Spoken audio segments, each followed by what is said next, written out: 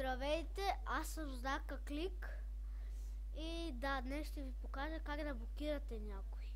Първо влизате в Skype и, например, все кой е. Чакайте, че този съм го блокирал, ще напишеме какво.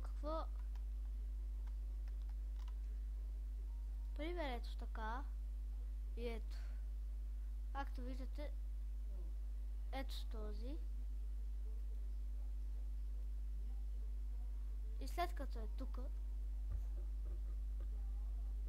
пише блокирайте абоната. Натискате го, блокирай и както виждате го, вече го няма. И да, дано съм ви бил полезен следващия път.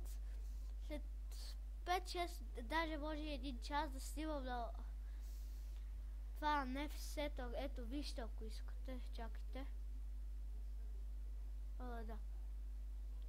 Да, той ми ето тук, сега ще ви покажа. Но ето го NFS и ще снимам. Но по-късно. Дано съм ви бил полезен. Довиждане, това беше всичко от мен.